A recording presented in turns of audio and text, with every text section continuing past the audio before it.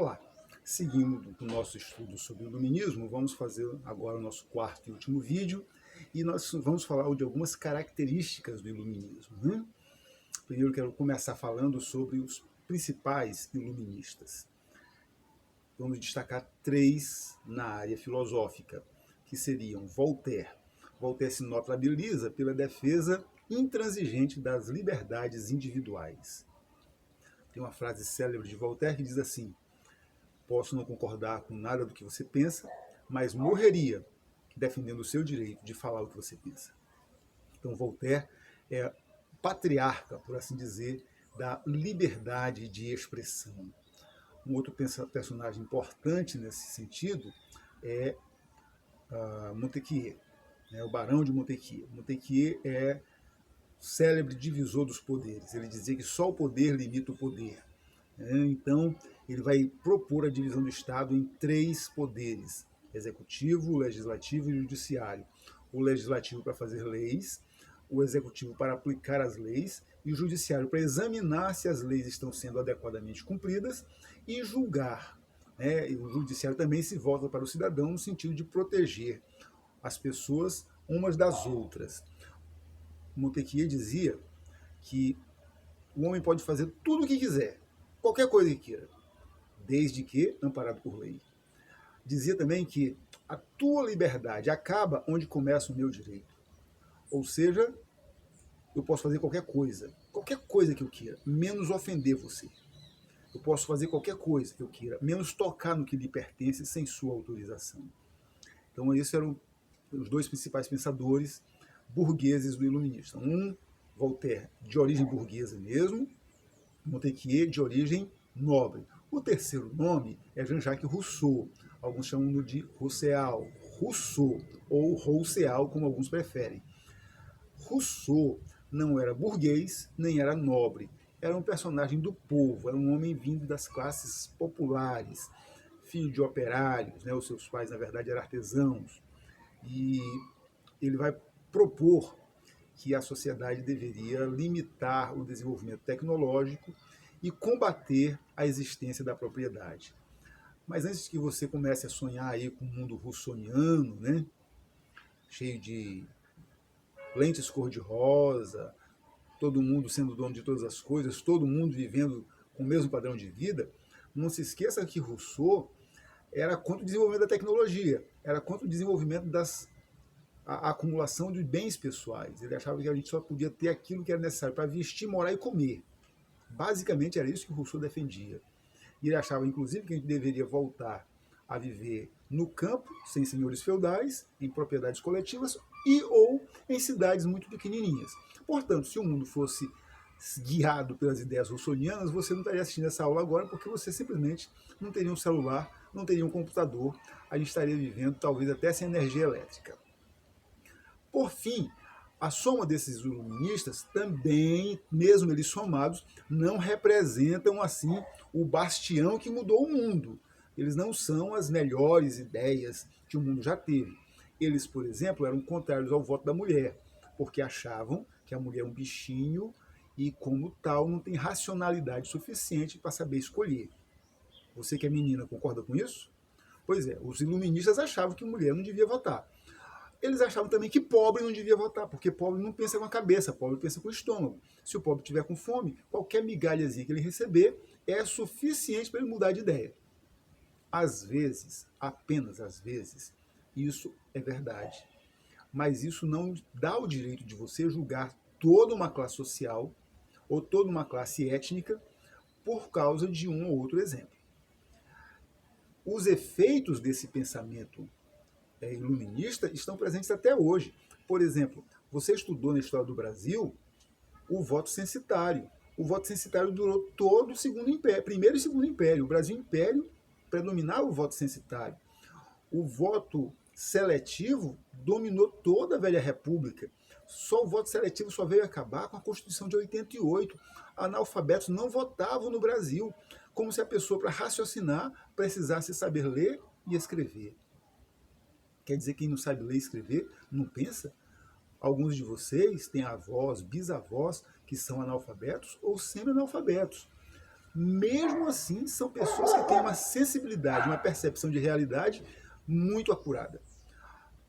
Alguns exemplos da herança iluminista no mundo contemporâneo a gente pode dar com a eleição dos Estados Unidos. Nos Estados Unidos, as pessoas não votam para presidente, elas votam para o colégio eleitoral. Ou seja, elas elegem um conjunto de deputados especiais que só servem para uma coisa, para escolher o presidente. Por que as pessoas não votam nos Estados Unidos? Porque é uma herança dos iluministas que achavam que o povo fazia muita bobagem, então precisava de pessoas da elite. Não sei se vocês se lembram, eu sei que vocês são muito novinhos, 2, 3 anos atrás, há muito tempo.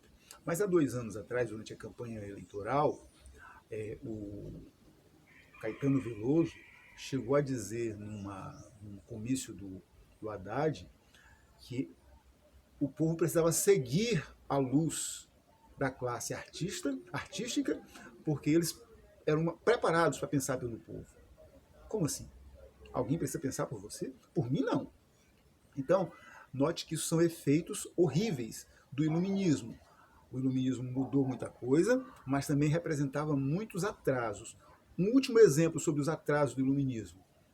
A França foi um dos últimos países do mundo onde as mulheres votaram. Aqui no Brasil, as mulheres votaram antes do que na França, gente.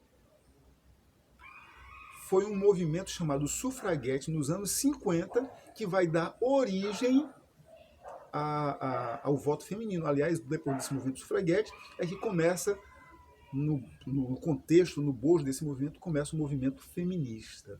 Elas queriam o direito de votar. Elas diziam, se os homens votam, por que as mulheres não votam? E, por falar nesse movimento sufraguete, os Beatles, todo mundo ouviu falar nessa banda, alguns gostam, outros não, mas todos respeitam, pelo menos quem gosta de boa música. Os Beatles têm uma música que o nome dela é All You Need Is Love. Tudo que você precisa é amor.